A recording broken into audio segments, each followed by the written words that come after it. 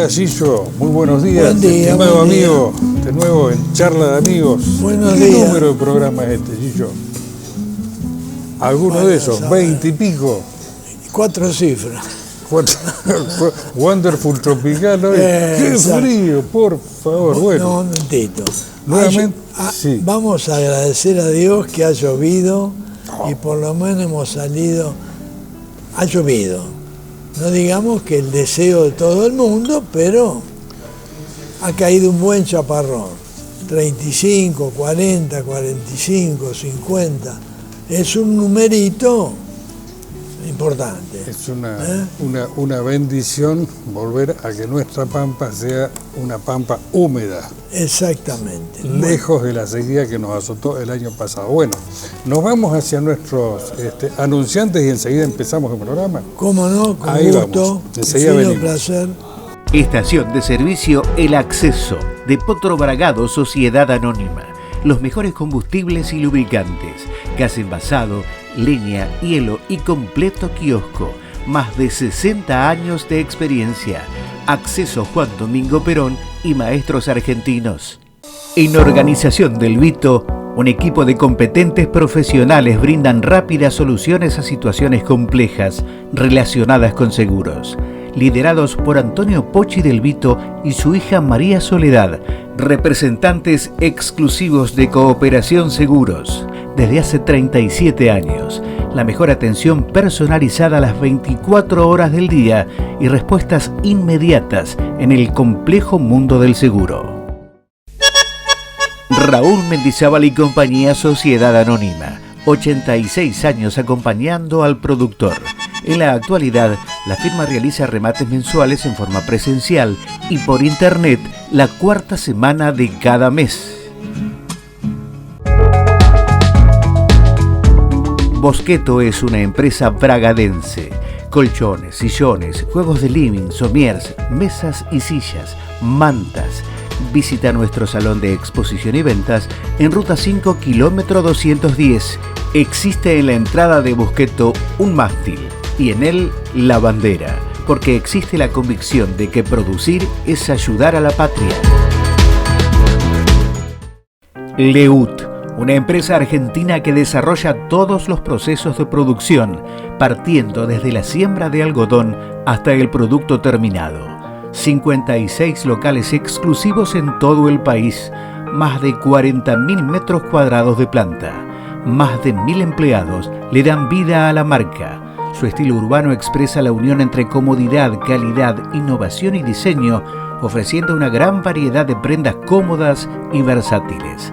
El 40% de la producción de tejidos de la colección son sustentables, utilizando materias primas hechas de algodón reciclado. Leut, desde 1982, una empresa con tradición familiar que enorgullece a los bragadenses. Bueno, de nuevo, aquí Gillo. Bueno, todo tranquilo. Lo primero que voy a decir es que lo invitamos al señor Gatica, al señor Vicente Gatica, nuestro intendente municipal, y justo coincidió que hoy, tenía la visita de un ministro de gobierno, no sé cómo fue la cosa, quiso, pero hasta que no pudo, intentaremos en el futuro ver si podemos coordinar para que pueda estar presente. Ojalá pueda. Muy bien. ¿Qué tal todo? ¿Cómo ves? ¿Cómo venimos? Actividades, novedades. Hace cuenta que hace mucho que no nos vemos, ¿no? Y venimos de una manera extraña. ¿Por qué? ¿El presidente dónde está? No, estamos hablando en serio. El presidente está de gira. Muy bien. La vicepresidenta está de vacaciones en México. El presidente del Partido Peronista de la provincia de Buenos Aires, principal bastión político de ese movimiento, está con la mamá. ¿Dónde?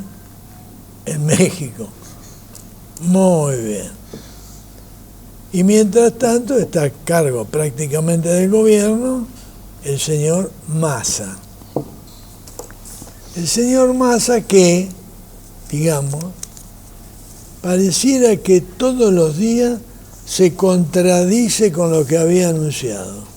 ¿Estás enojado, Chicho? No, ¿por qué? No, me refiero enojado en este sentido, te digo. Cuando uno ve nuestros principales referentes, vamos a llamarlos así, referentes, Sí. Paseando en, ¿dónde dijiste que estaba Cristina Fernández? México, Sí. Cancún. Cancún. No sé, será Cancún exactamente. Yo creo que lo vi en la columna de Alejandro Borenstein. Puede ser. Me parece, sí, identificarla ahí. Son unas merecidas vacaciones, quizás. Pasa el Calafate a México, a Cancún. Ahora, el país, nuestro país, nosotros los argentinos, los que estamos adentro, nuestra vicepresidenta está en Cancún. Sí, pero el tema es que estamos en un periodo eleccionario. Y nuestro presidente desaparecido. Eso tiene que traer consecuencias serias. Pero ¿Vos no notás que el argentino está sistemáticamente castigado? El argentino, ¿vos no lo ves medio enajenado al argentino? ¿No ves la violencia en la calle? Vemos violencia, vemos una cantidad de cosas, anormalidades. Pero yo lo principal, contestando tu pregunta, es que el argentino está decepcionado de todo. Está decepcionado, ¿por qué? Porque estamos en pleno periodo eleccionario y viva la pepa. Acá no pasa nada, lo que te estaba contando de Massa.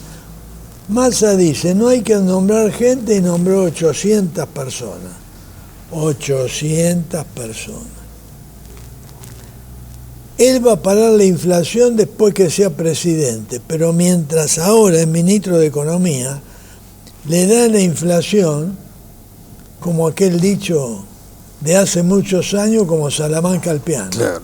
¿No? Muy bien. Tampoco es eso todo. Concurrente con esto, tenemos la inflación, la desocupación, la pobreza, la inseguridad, todo. Entonces, realmente es sorprendente. Entonces la gente está en un estado así de... Estamos todos en un estado que no sabemos bien, ¿no? Y esto cruza absolutamente a todas las clases sociales. No me gusta la palabra clase social, ya esa palabra no me gusta, pero si pensamos en términos de clases, cruza transversalmente a todas las clases sociales. El crimen del ingeniero, el otro día, hace, no sé, 5 o 6 días atrás, me pegó, en realidad me pega todo mal, pero el crimen del ingeniero me pegó con todo, porque era un hombre de 40 y monedas, ingeniero, padre, una criatura, me pegó muy mal, es decir, inseguridad, inflación, qué mal que vivimos los argentinos, con razón la gente se va, con razón nuestros jóvenes se van.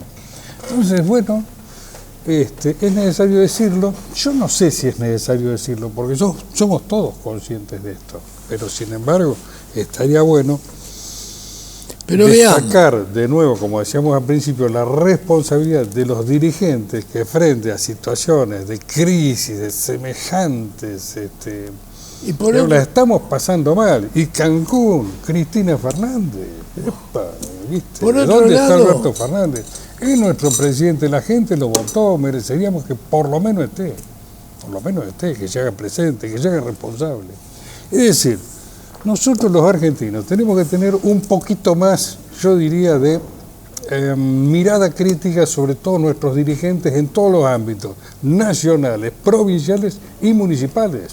Tenemos que despertarnos, porque cocodrilo que se duerme es cartera. Tenemos que despertarnos, ¿o no? Bueno, creo que estás con bronca y la has descargado. Sí, porque... Muy bien. Sí, vamos a la realidad de los hechos. Sí, a ver. En una palabra, el país ha quedado en manos de la gran disyuntiva que es Bullrich-Milei. Esa es la realidad de las cosas. Era Bullrich, Milei, Massa. Vos sabés que yo creo que Massa viene rengo. Me parece, sí, ¿no? sí, Me sí, parece. sí, puede ser porque, digamos, un ministro de Economía, candidato y con una inflación del 12% y con el kilo de papa 1.000 y pico de mango, y es como que se hace una conexión elemental y vos inmediatamente lo sacás de la cancha a ese candidato. Si eso fuese así, si se diera de ese modo, bueno, pero Argentina es un país sorprendente donde pasa de todo continuamente. Entonces, bueno, a veces hay que esperar un poquito a ver cómo se desarrollan las cosas y sí lo vamos a tener claro a partir del 22 de octubre. Yo coincido, de cualquier modo, con esta mirada tuya. La veo difícil para Massa. Si fuese así, nosotros podríamos pensar, de Milei, ¿te acordás que hablamos en el programa anterior?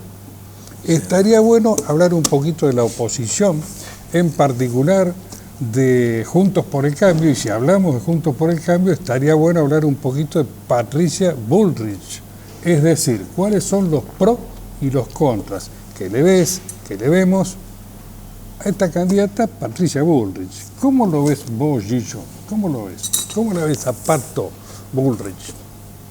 Yo creo que, por ejemplo, Juntos por el Cambio se equivocó en Córdoba de medio a medio, tratando a toda costa de convencerlo a Schiaretti para meterlo adentro del partido Juntos por el Cambio.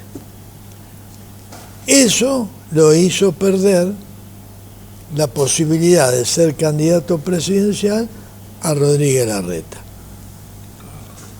Pero eso no es nada. Ahora va Patricia Bullrich a hacer lo mismo. Va a Córdoba a decirle a Schiaretti que se baje. Yo digo, yo no sé quién será el asesor político, pero a un candidato como Schiaretti, 2 veces gobernador de Córdoba, Córdoba no vamos a decir que sea un vergel, pero un individuo que ha sabido manejarse políticamente dentro del partido peronista, ni con el kirchnerismo, ni con los otros temas, digamos, los extremos del partido. Es muy hábil, es muy inteligente, es un buen profesional. A mí me parece que decirle, ¿por qué no se baja y se viene con nosotros? Es una falta de respeto. Hasta ahí. Muy bien. Por otro lado, parece ser que ha aparecido Melconian como el gran genio de la economía argentina. Bueno, ese es el que eventualmente en un gobierno futuro de Juntos por el Cambio, Patricia Bullrich, sería el ministro de Economía, ¿no? Melconian. Sí. ¿Vos no le ves algunos defectitos a Melconian? Yo no lo voy a criticar desde el punto de vista económico, ¿no? Desde el punto de vista de su persona. Te cedo la palabra. Si no, hablo yo. Muy bien. Primero, cuando habla de que tienen todo un conjunto de economistas dispuestos a colaborar, yo creo que han hecho un amontonamiento de individuos. ¿Estamos? Porque está Melconian, que te vuelvo a repetir, me parece que desde el punto de vista del lenguaje es bastante irrespetuoso. ¿Estamos? No sé si es correcto Déjame decir esto, vos decís irrespetuoso. Vos sabés que me gusta eso en este sentido. Nosotros estamos desesperadamente buscando ejemplos, ¿cierto? Y cuando decimos ejemplos, estamos hablando de ejemplos de todo tipo. Por ejemplo, volviendo a CFK, ¿debería estar en Cancún? No, no debería estar en Cancún. Estamos buscando ejemplos. Y no es lo mismo las personas que hablan de determinado modo para referirse a determinadas ideas que hablar, malas palabras, etcétera, etcétera. En el caso de Melconian, a veces es como que se va al pasto de un modo que es bastante desagradable. Al menos yo lo siento de ese modo, o lo percibo, o lo pienso, mejor dicho, de ese modo. Pero, ¿Te referís a algo de eso? Hay unas expresiones que yo no las entiendo. Eso cuando dice, no, esto es como si estuviera jugando al Manchester con Lanús. Pero a mí me parece que traer esos ejemplos no corresponde. Cuando dice, porque nosotros estamos todos con el culo limpio. Pero no, tampoco una expresión que corresponde. No corresponde, sí. A mí me gustaría un poquito más de saco, corbata, formalidad, ¿no? Ahora, amontonamiento, ¿por qué digo amontonamiento? Porque ha traído a la gente de Fiel, que no discuto que entre la gente de Fiel está López Murphy. Lo ha traído a Levi Yeyati, que es un buen economista y profesor de la Facultad de Itela. Lo ha traído a Lacunza, ex gerente general del Banco Central. Lo ha traído a Laspina, un economista joven, pero que tiene mucho training en lo que es el Congreso. Muy bien. Ahora, no, pero yo nombré 5. Ahora son 15. Ahora yo me pregunto, y cuando hablan de la Fundación Mediterránea, y no lo mencionan a Cavallo, ¿vos sabés que yo no lo entiendo? Cavallo es un referente en la Fundación Mediterránea. Pero Cavallo fue el primer presidente, el primer director, prácticamente el creador. Y otra cosa, cuando vos te metés en la Fundación Mediterránea, los muchachos que la componen, ninguno hay que sea, ni que se parezca a la Madre Teresa de Calcuta. ¿Estamos? ¿Qué quieres decir con eso? Y que son los famosos componentes del Círculo Rojo o el establishment. Que el establishment hay que... Es una cosa vaga esa. No. Como concepto es vago. No. Vamos a explicarla. ¿Qué es el establishment? Bueno, el establishment es el poder establecido. Es el poder que enfrenta al poder que sale de las elecciones, de lo que es la estructura política del país. Poderoso. Y ahí está Milling con su amigo Manzano. Ahí está esta empresa que generalmente gana muchas licitaciones, que es Techín. Ahí está la fábrica más grande de caramelos del mundo, que es Arcor.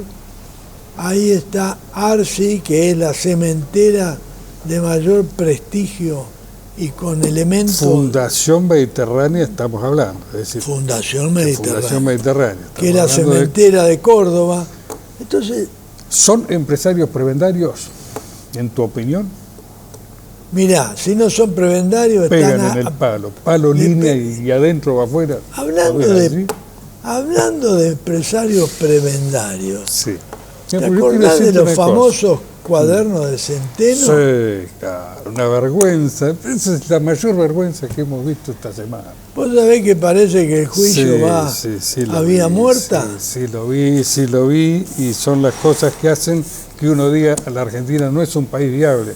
Porque si tenés cadena de gente que ha confesado, quedaron, y resulta que después alguien dice, no hay prueba, pero esta historia no termina. Quiero volver a Melconian y a Patricia Bullrich, Chillón. Hay una cosa que no me gusta de Melconian, conceptual en economía. Melconian dice lo siguiente, tenemos que agrandar la torta, tenemos que poner la economía de pie, porque es necesario que la economía funcione mejor para luego poder redistribuir más. Es decir, Él toma una actitud y un papel económicamente desde el Estado de redistribución. Y yo me pregunto quién es un ministro de Economía para venir a avanzar sobre los derechos de propiedad de la gente y decir vamos a redistribuir. ¿Con qué derecho? Yo te voy a sacar a vos para darle a él. ¿Con qué derecho? Eso es lo que yo creo que conceptualmente es lo que le gusta a la gente. Bueno, pero yo creo que está mal, porque eso es lo que implica que nunca, digamos, siempre esa transferencia de dinero desde el privado hacia el Estado para que el Estado redistribuya, me parece que es el centro del problema del estatismo en la Argentina, que implica que el sistema capitalista que produce beneficios para todo el mundo no funcione. Lo veo así de ese modo. A nosotros nos llama la atención. Así lo veo. Nos llama la atención que estaría bueno no verlo así. La justicia mande a vía muerta el famoso tema de los cuadernos. Sí, hay otro que mandó a vía muerta, pero que pasó más solapadamente. ¿Sabés cuál? La bomba que pusieron en la Policía Federal en el año 76, que provocó 24 muertos y 60 heridos, la jueza Servini de Cubría, ¿no?, conjuntamente con el fiscal Marijuán, el ministro de Justicia Soria y el ministro de Derechos Humanos Pietragala, dijeron que eso no es un acto terrorista. No, espérate. Terrorismo. No, 24 muertos, solamente superado por la bomba en la AMIA y en la Embajada de Israel. El mayor acto terrorista, ¿no?, de la República Argentina. ¿Cuál? El de la bomba en el comedor. Después de la AMIA, claro, y la Embajada. Así que, muy bien, no es ni terrorista ni de lesa humanidad. Entonces, todos los días vos te sorprendés, 24 muertos, 60 heridos. No funciona la justicia. Y la justicia dice, no, la señora no, hay que nombrarla para que la gente sepa. Servini de Cubría, la jueza. Habría que decir que funciona. Yo digo vamos a este punto nuevo y lo dejamos, esto, pros y contras de Patricia Bullrich. ¿Cuáles son los pros que le ves a Patricia Bullrich? Porque yo le veo pros. No, decilo vos que sos. Yo le veo pros por el cambio. Fíjate. No, yo no voy a decir de quién soy, no lo voy a explicitar. Pero fue un chiste. No, pero te cuento esto. Vos sabés que yo tengo... me gusta mucho la intervención que hizo Bullrich durante la pandemia. Me parece que tuvo una actitud destacadísima, de mucho coraje, muy valiente la vi. Recuerdo cuando luchó en Formosa, en la Formosa de Gildo Infran, en la época de la pandemia, cuando se sucedían arbitrariedades y barbaridades. Recuerdo el río, no sé si Bermejo o cuál de los dos, y la gente tratando de cruzar, que no podía entrar a su ciudad, y acamparon meses en carpas, en condiciones insalubres. Bueno, ahí estaba Patricia Bullrich. Bueno, Patricia Bullrich estuvo en Vicentín, es decir, ha recorrido el país a diestra y siniestra y se ha preparado mucho, da esa sensación, para un trabajo de presidente. Bueno, también se ha preparado, ha trabajado mucho. Fue una buena ministra de Trabajo y de Seguridad. Con Macri, una ministra de Seguridad con Macri. Y la otra con De la Rúa. Fue ministra de Trabajo de la Rúa. Es decir, tiene algunas condiciones que son realmente destacables, ¿cierto?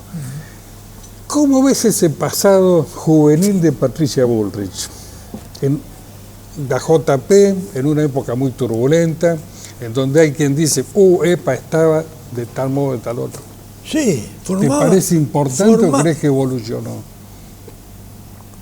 Bueno, viste, evolucionó. Evolucionó. Es una palabra Es una palabra que quiere decir que cambió. Cambió. Cambió. Y es una mujer de 67 años. 67 años. Sí, señor. Le vamos a hacer el currículo. 67 años, 3 matrimonios, un hijo. ¿Qué más? Formó parte de Montoneros. ¿Qué más? Creo que es una doctora en ciencias políticas. Su fuerte no es la economía. No. Yo la veo bien intencionada.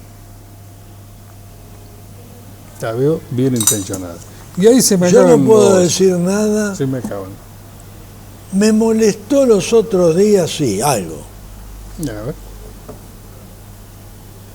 Cuando la señora Villarroel, candidata a vicepresidente del señor Milei, hizo un acto tan recordatorio de las víctimas de la guerrilla,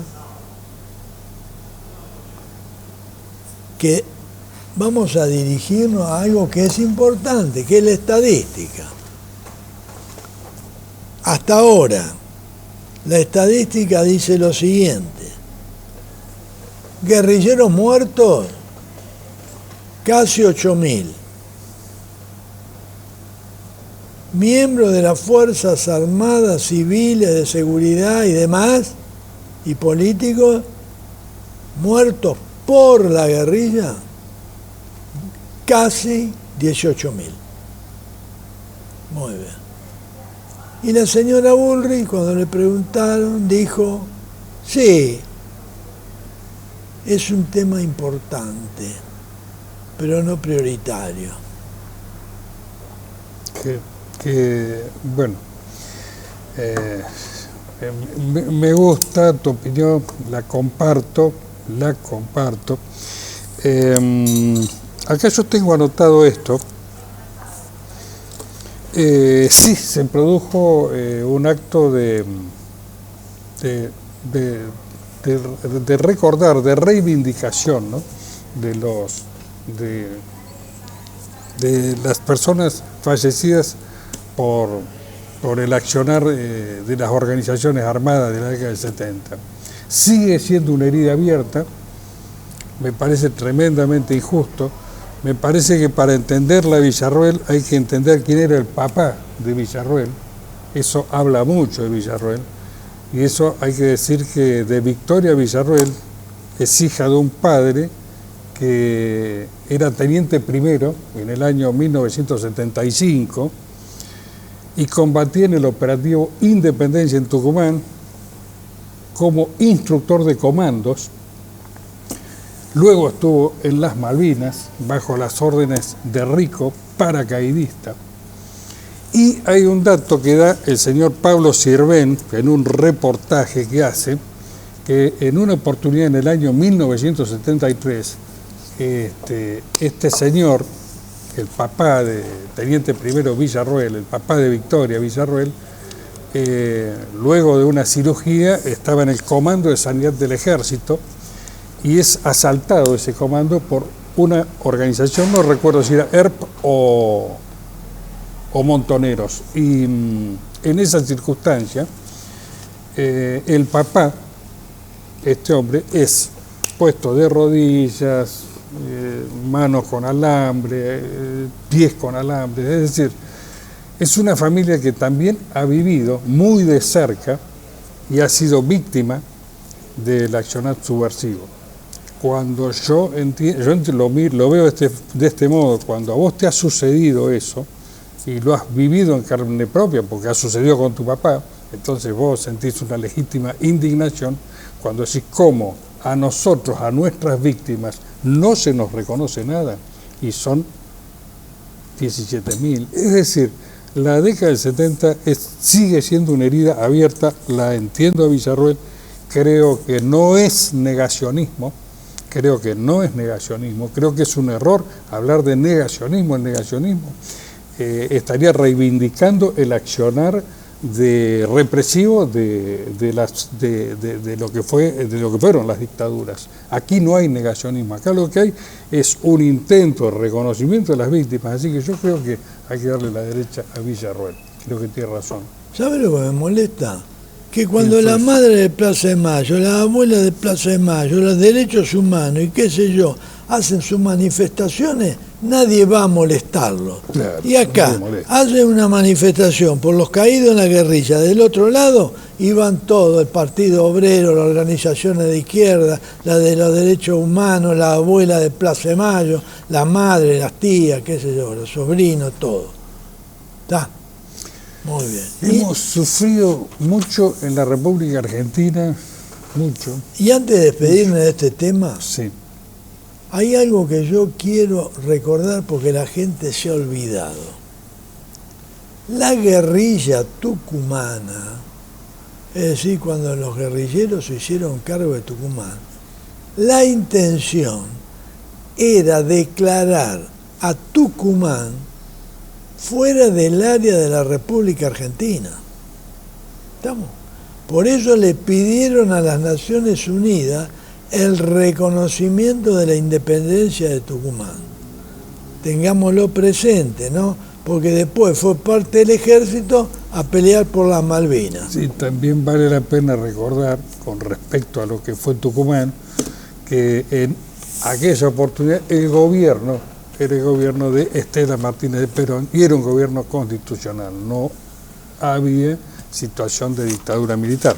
Es decir, porque acá se presenta como los buenos y los malos, digamos, es una simplificación.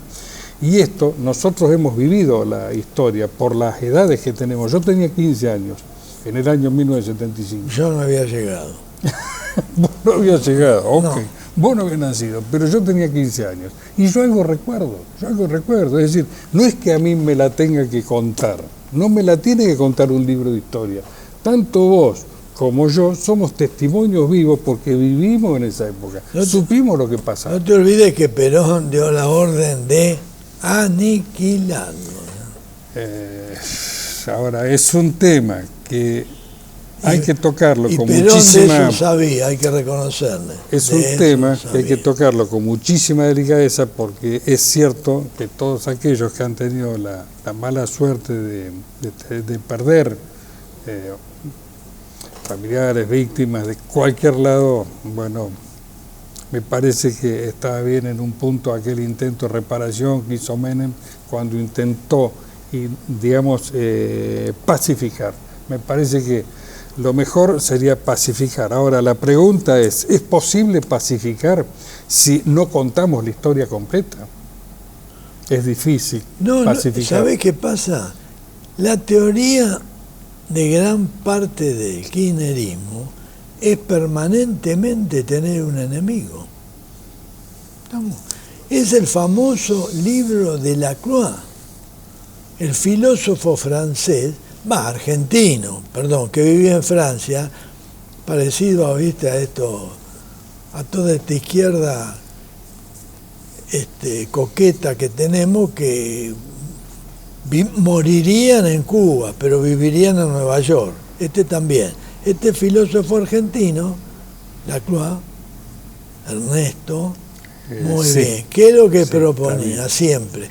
Que tiene que haber un enemigo. Bueno, en fin. Nos vamos por las ramas como nos pasa siempre en esta charla de amigos. Mira, si no te parece mal, acá hay un tema a mí que me llamó la atención. Y es el famoso ataque que sufrió Milei por el tema CONICET. Muy bien, veamos. Si a Milei hay que reconocerle algo, son tres cosas. Puso arriba de la mesa el sistema liberal, que no se podía discutir porque era de derecha, porque era esto, porque iban a perder los derechos de los trabajadores.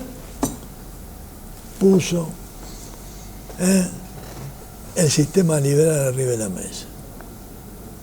Después puso arriba en la mesa la devaluación, que Cavallo, que lo había hecho, que era un atorrante, todo el equipo de Duhalde y de Kirchner, ¿no? ¿Cómo va a haber una devaluación? Ahora ya nadie lo discute. 2. Y 3, haber puesto la vicepresidenta hace 2 o 3 días un acto en conmemoración a las víctimas. Porque los muertos no son de izquierda o de derecha, ni de arriba ni de abajo, ni flaco ni gordo. Los muertos son los muertos, hay que respetarlos. Hay que respetarlos. Y después, hay que respetar el así dolor, hay que respetarlo. como trajo elementos a la mesa, como Aerolíneas Argentinas, como AISA, como los ferrocarriles, como el famoso carbón de Río Turbio, porque nadie menciona esas cosas, nadie lo menciona. Trajo el del CONICET. No, el CONICET no se puede tocar porque es el centro de la ciencia argentina. Bueno, vamos a ver. ¿Cuánta gente tiene el CONICET? ¿Qué es el CONICET? Es la Comisión de Ciencia y Técnica de la República Argentina, donde va normalmente gente que ya tiene un título de grado, no para estudiar, no hay estudio, es para mejorar, estudiar para superar el título de grado. Bueno, ¿cuántos empleados tiene? A ver. Decime vos. Bueno, No. tiene 24.000. ¿Estamos? Otros dicen que tiene 23.000. Bueno, de cualquier manera, vamos a dividirlo. El punto. Tiene 1.500 empleados administrativos. 1.500 empleados administrativos. Y alrededor de 21.000 profesionales investigando y perfeccionándose. A mí me parece un poco grande, ¿no? Bueno, ese es el punto que dice Milei, ¿no? Y de nuevo, volvemos de nuevo a ese... Muy bien. Bueno. A ese punto, ¿no? En donde, bueno... Corice, fíjate también que hubo hablando de Milei, qué personaje controvertido, yo a mí prefiero verlo por el lado de las ideas, pero hubo una misa de curas villeros también, en desagravio al Papa Francisco, por las palabras y los dichos de Milei. ¿Qué es lo que más te impactó a vos? Es en la Villa 2124, en una iglesia que se llama DKQP. Muy bien. ¿Qué es lo que más te impactó? Lo que a mí me impacta, en realidad no me impacta, es más, lo entiendo, porque nosotros tenemos un Papa peronista, y si el Papa piensa como piensa, acorde con las líneas históricas de la Iglesia y lo que es la doctrina social de la Iglesia, jamás un Papa puede estar de acuerdo con alguien que impulsa el liberalismo y por ende el sistema capitalista. Así que yo lo veo bastante claro en ese sentido. Por lo tanto, los curas villeros, cuando defienden al Papa Francisco, creo que están alineados con la doctrina social de la Iglesia. Pero esa doctrina social de la Iglesia, yendo al fondo de la cuestión, está en choque con el sistema capitalista. Si entendemos que el sistema capitalista es el que produce bienestar, y si hablamos de la defensa cerrada de los derechos del individuo, entonces ahí es donde está el choque entre las ideas, porque el sistema altruista que propone la Iglesia no es compatible con el sistema capitalista. Y ese es el problema. Y creo que la Iglesia sigue soñando con aquella época de oro de hace 5 siglos atrás. Y creo que cada vez más se aleja todavía porque creo que le erran, porque si algo debería ser fundamental en nuestra iglesia, en nuestros sacerdotes, es que se ocupen de lo que se deben ocupar y no de la política. Que dejen la política en manos de los políticos, la economía en manos de los economistas, que se ocupen de lo que se deben ocupar. Pero estos no, estos son activistas, participan, creen que el Estado tiene que intervenir, tiene que participar activamente en solucionar los problemas de los que menos tienen. Y ahí es donde rompen todo. Y eso yo creo que se ve en dos continentes en particular, en donde esa influencia ha sido muy, muy importante. Uno es América Latina y el otro continente es África. Yo creo eso. Está bien. Bueno, mira. Esa es mi opinión. Yo, a ver, ¿cómo te lo podría decir? Y así lo cortito que nos vamos Bueno, a publicidad. a mí lo que me molestó es el padre Pepe hablando de la dolarización.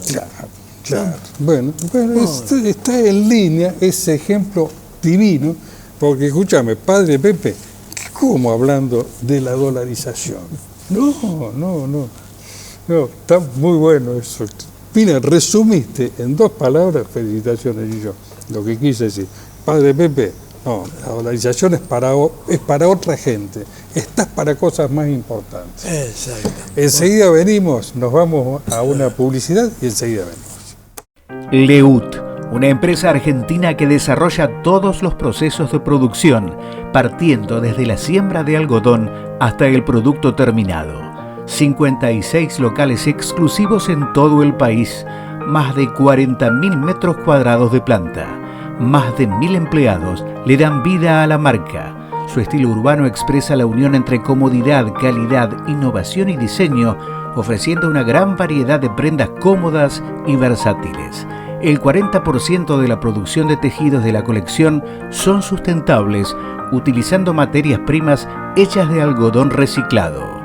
LEUT, desde 1982, una empresa con tradición familiar que enorgullece a los bragadenses.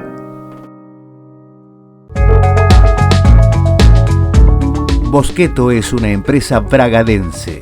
Colchones, sillones, juegos de living, somiers, mesas y sillas, mantas. Visita nuestro salón de exposición y ventas en Ruta 5, kilómetro 210.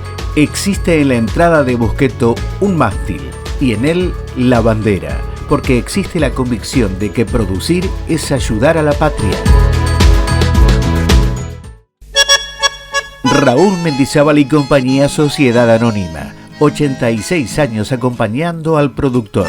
En la actualidad, la firma realiza remates mensuales en forma presencial y por internet la 4ª semana de cada mes.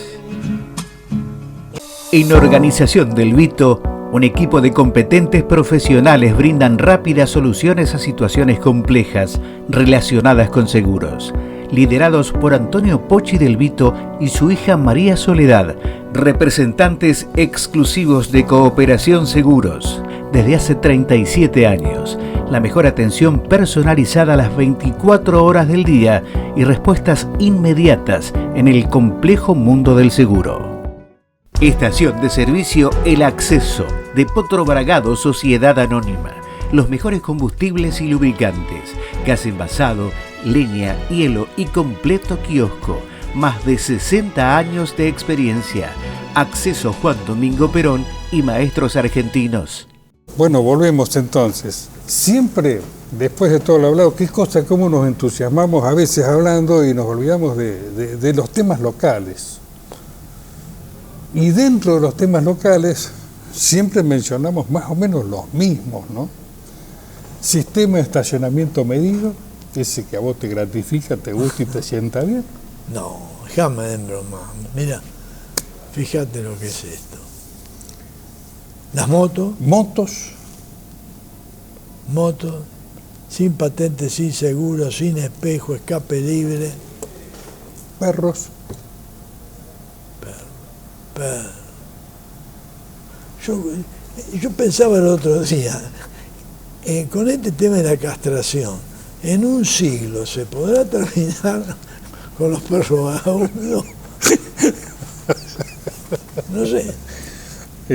Bueno, nosotros siempre volvemos a plantear lo mismo, porque siempre vemos perros vagabundos, callejeros, vemos el problema de las motos y bueno, y el tema del estacionamiento medio.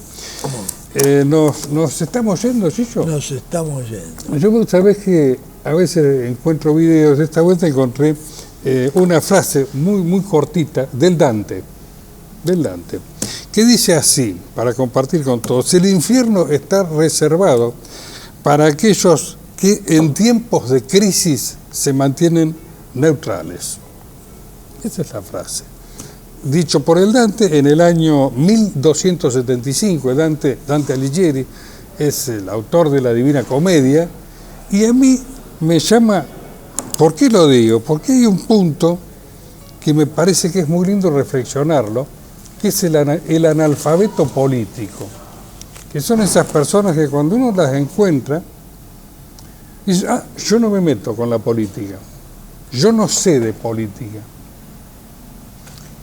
Y yo a esas personas que manifiestan eso, lo que me parece que estaría bueno decirles es que, ojo, porque si ellos no se informan de política, la política sí se mete con ellos y nos complica la vida a todos, ¿no te parece? Y podríamos decir CONICET, podríamos decir, así que cocodrilo que se duerme, dice el dicho, es cartera, ¿no? Entonces yo diría que los ciudadanos argentinos, estamos en época de elecciones, nos actualicemos, nos informemos, vayamos a votar, es la oportunidad, cada uno de acuerdo a sus convicciones, ¿cierto? Así es. Así es. ¿Algo más, Chicho, entonces? No, ya se nos ha vencido el tiempo. Dale. Nos vemos en 15 días. Muy bien, sí, señor. Hasta luego.